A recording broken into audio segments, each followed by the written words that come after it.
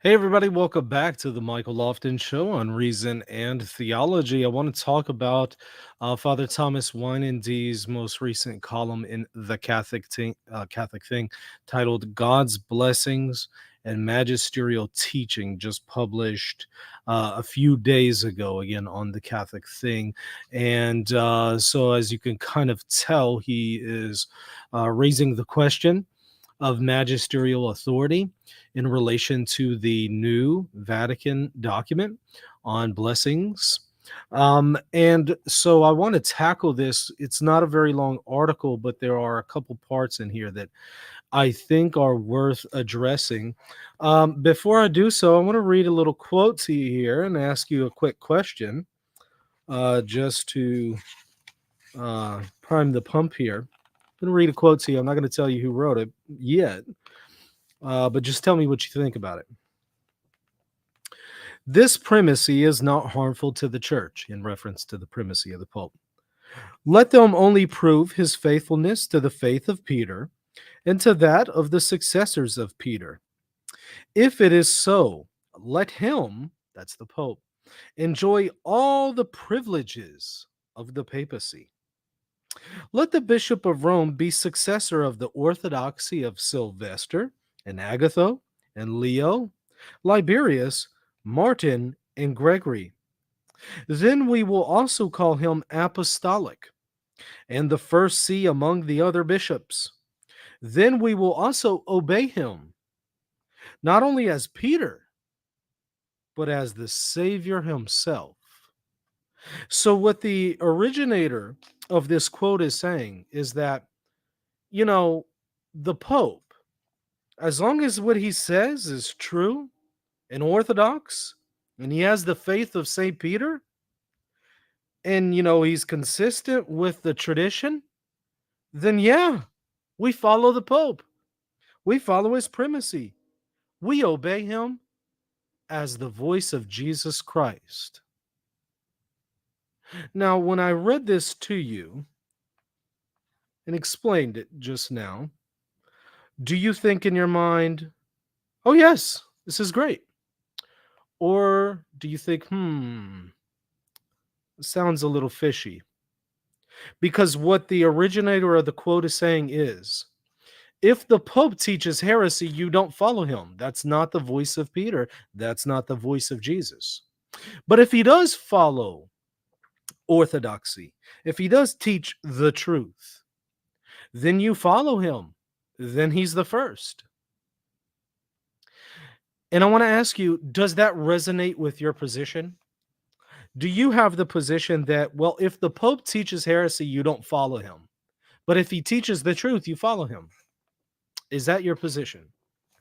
If so, well, you might be shocked to find out that is not Catholic ecclesiology. That is Eastern Orthodox ecclesiology. What I just read to you was a quote from Saint Simeon of Thessalonica, an Eastern Orthodox saint, affirming Eastern Orthodox ecclesiology and the Eastern Orthodox understanding of the papacy, which says, if the Pope teaches the truth and if he backs tradition, then yes, we follow him and we obey him. But if he teaches heresy, we don't obey him. That is Eastern Orthodox ecclesiology. Why do I bring that up? Well, oddly enough, not only is this something that, as I've pointed out for a long time now, certain Catholics have fallen into this particular error and this understanding of ecclesiology. But I'll also point out this is exactly what Father Thomas Weinandy is proposing to us, Eastern Orthodox ecclesiology, and he doesn't realize it. But it's exactly that. So, in other words, he is departing from Catholic ecclesiology and the Catholic understanding of the papacy. And he is proposing to us an Eastern Orthodox understanding about 1,000 years late.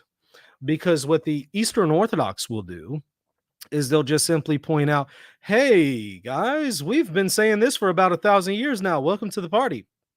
Come join the club. Become Orthodox. And these people, these Catholics who are affirming non-Catholic ecclesiology, are ripe for the picking. They are ripe to be sniped by some Orthodox apologist who just connects the dots for them and says, yeah, we've been saying this for 1,000 years. Where you guys been? become Orthodox. That will be the thing that they tell them. So let's take a look briefly at the relevant portion of the article that is in question here. Again, from Father Thomas Weinandy. He says Newman's alarming hypothesis is not so hypothetical today. Despite its claims to the contrary, the declaration, he's referring to this recent teaching from the Vatican on same sex blessings, the declaration blatantly contradicts the perennial or constant magisterial teaching of the church concerning irregular marriages and the sexual activity of same-sex couples. This is just blatantly false and laughable for anybody who actually has read the document. The document makes it abundantly clear that the only sexual acts that are morally illicit are those between a man and a woman within a marriage open to life. So it very clearly notes anything that falls short of that is morally illicit, to use its words. So he is 100% misrepresenting the document. It does not say that what he is saying it says. In fact, it says opposite. Also, it does not deviate from the church's constant teaching on irregular marriages. In fact, it upholds the church's teaching on marriage. Rather than me going through the entire document, I'll just simply refer you to a link in the show notes where I already read the whole document and offered my commentary on it. A simple reading of the document shows that Father Thomas Weinandy does not know what he's talking about. And it makes me wonder, did he even read the document or did he just read headlines? Either way, this was incredibly outrageously inaccurate. But more to the point here, let's continue. He says it contradicts the perennial magisterial teaching on these issues. And he continues, must one conclude with Newman that such teaching eradicates the very notion of doctrinal development and ultimately the very notion of doctrinal truth itself. Ooh, well, you know what? There's a lot of Eastern Orthodox who are cheering Father Thomas Weinandy on right now. They're clapping for him and they're saying, yes, because that's exactly what they argue. They argue that Newman's understanding of doctrinal development is false and that Catholics have deviated from the apostolic tradition. And it continues. He says, so here I would offer a thesis that Newman did not consider. One that I believe is important within our present ecclesial context. Newman presumed that all pontifical teaching or teaching from bishops concerning doctrine and morals is magisterial. I propose that any pontifical teaching or teaching from bishops that overtly and deliberately contradicts the perennial teaching of previous councils and pontiffs is not magisterial teaching, precisely because it does not accord with past magisterial teaching. And there you have it. His view is exactly the Eastern Orthodox understanding of the papacy. You see it right here. His view is that it's only authoritative if it's true, if it's consistent with the tradition, but it's not authoritative if it violates the tradition, if it's heretical. Well, that's exactly what the Orthodox have been saying. And guess what? It assumes that we as individuals get to judge the magisterium and tell it what the tradition is, rather than the magisterium telling us what the tradition is. You see? That's both the Protestant error and that is the Eastern Orthodox error that judges the magisterium, rather than having the magisterium judge us and the magisterium teaches us.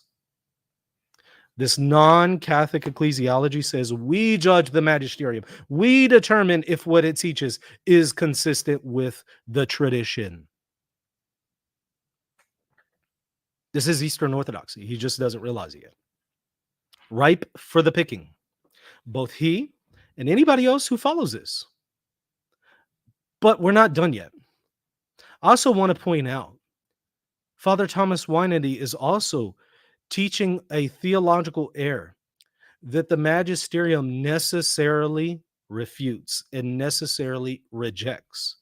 I've gone into detail with all sorts of magisterial documents on this channel showing that the magisterium cannot teach heresy even when it teaches non-infallibly, because there is a charism of the Holy Spirit that protects it from any such grave error.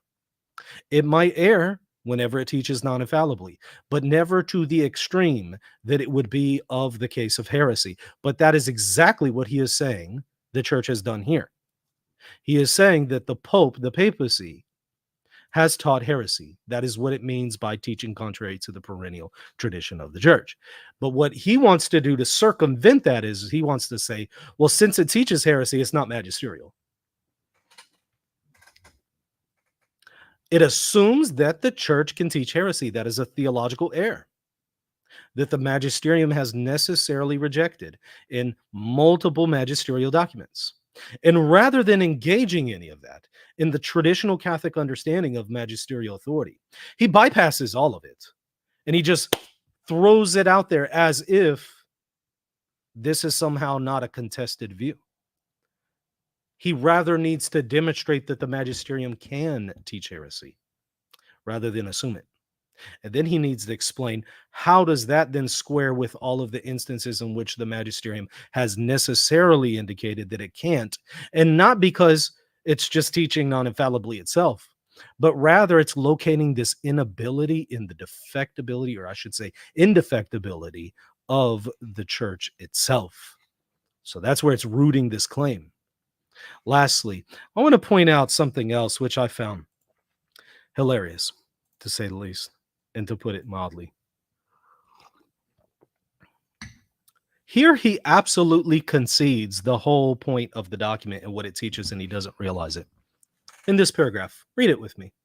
Third, while couples in irregular marriages and same-sex couples can be blessed, what cannot be blessed and so validated is the sin in which they are engaged.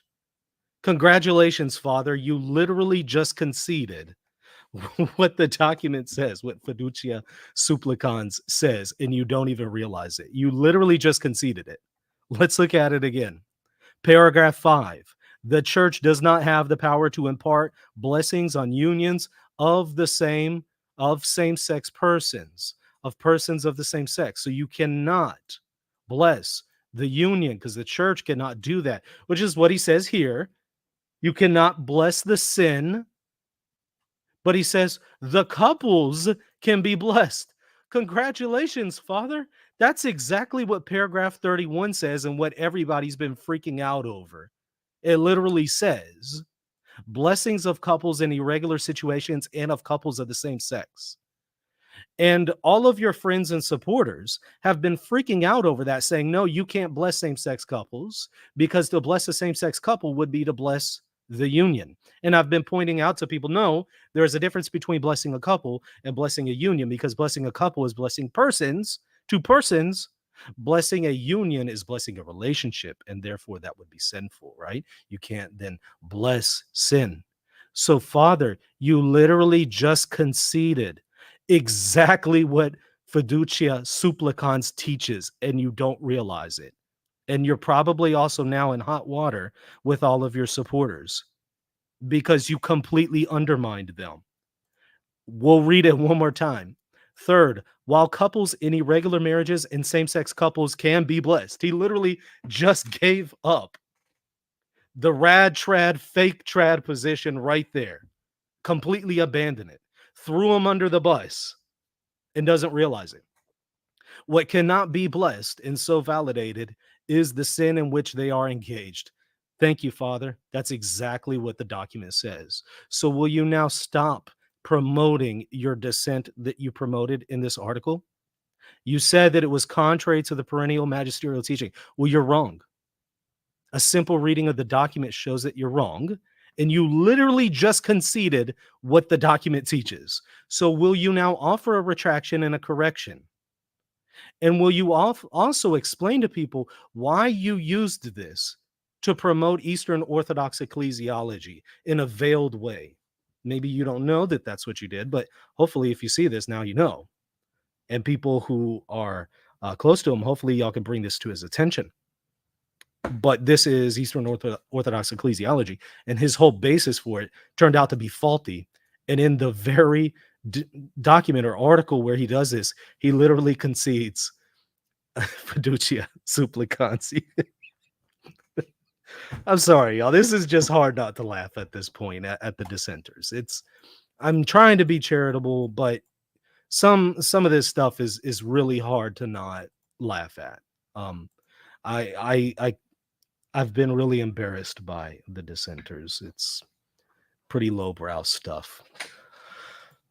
But I guess that's what you have to do whenever you resort to dissent against the magisterium. I want to show you something troubling, though, from Father Thomas Weinandy. This has been going on for years now. His dissent against the magisterium and his push towards schism, and his vitriolic comments about the Holy Father. This has been going on for a while. This is also published by the Catholic Thing.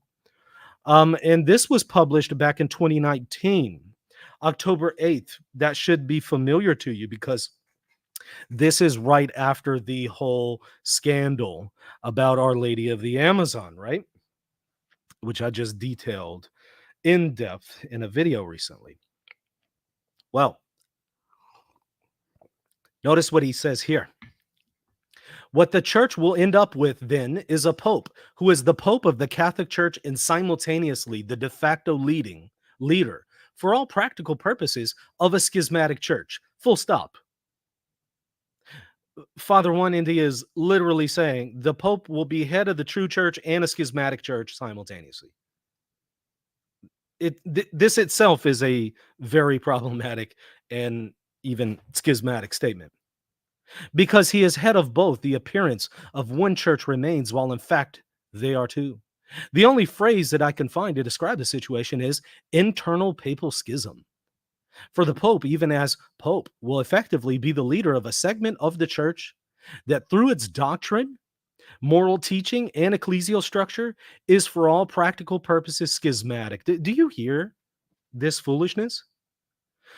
Father, how can anyone ever take you seriously when you're literally suggesting to people that they need to become Catholic? And yes, become Catholic with a church that's headed by a pope who is also head of a schismatic church and teaches doctrine, moral teachings, and ecclesial structures that are schismatic and contrary to the perennial teachings of the church. Do you think anybody can ever take you seriously after that? How can you seriously suggest people need to leave their Protestantism or leave their Eastern Orthodoxy or their Oriental Orthodoxy and come join our schismatic pope who teaches heresy? You cannot be taken seriously. Not only that, but it gets worse. This is the real schism that is in our midst and must be faced. Actually, no, it's the promotion of stuff like this by guys like this that is the real schism. But I do not believe Pope Francis is any way afraid of the schism. In other words, he is just going right at it and saying, you know what, the Pope, I think he wants this schism. As long as he is in control, he will, I fear, welcome it. Oh, so you really just know the Pope's intentions here.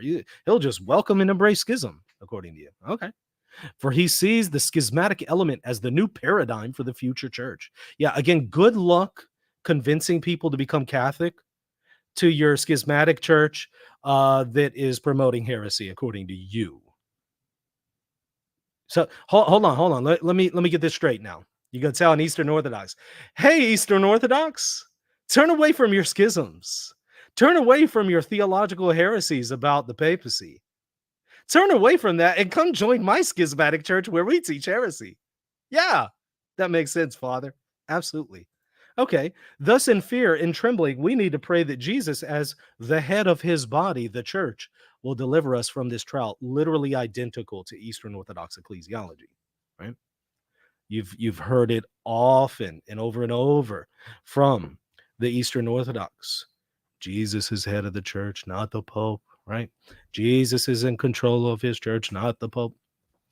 I want to say that there's a veiled attempt at promoting that right here. But he continues, then again, he may want us to endure it. For it may be that only by enduring it can the church be freed from all the sin and corruption that now lies within her and be made holy and pure. Now watch this. On a more hopeful note, I believe this will be the laity. It will be the laity who bring about the needed purification. Pope Francis himself stated that this is the age of the laity. Lay people see themselves as helpless, having no ecclesial power, yet if the laity raise their voices, they will be heard. You can't make this up how Eastern Orthodox this is. Father, do you realize why the Council of Florence was rejected? Think back in history. Okay, so why did the Eastern Orthodox reject the Council of Florence? It wasn't because their bishops rejected it, because the bishops accepted it. The reason why the Orthodox rejected the Council of Florence is the laity rose up and the laity revolted against their teaching authority, their bishops, and they pushed for a breaking of communion with Rome.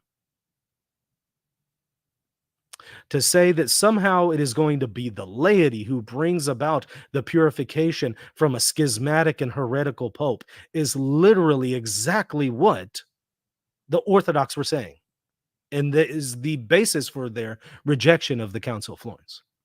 You can't make up how close and how much of a parallel there is between Father Thomas Weinandy's understanding of the papal magisterium and ecclesiology and Eastern Orthodox ecclesiology. It's literally identical. So again, guys like this are ripe for the picking. For somebody to come along, connect the dots, and say, hey, come back home to Eastern Orthodoxy. Well, I think that we need to be aware whenever false teachers do this.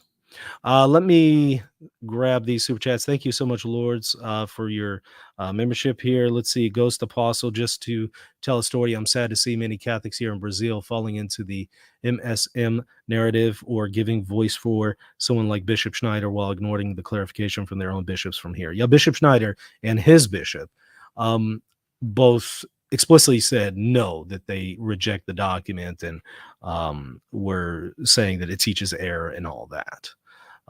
Again, I've been warning against this notion of Protestantism within the Catholic Church, where people think that they get to judge the magisterium rather than submitting and learning from the magisterium. They are the ones telling the magisterium, no, here's what the tradition is, and you're not teaching with the tradition. Yeah, congrats. That's literally what the Protestants were saying, and the Eastern Orthodox. But that's not Catholic ecclesiology. Catholic ecclesiology says the voice of Christ is in its teaching authority, and so it will not teach us heresy. And when it teaches, we are to submit to it with religious submission of intellect and will when it teaches non-infallibly. And there's other higher levels of assent for higher levels of teaching.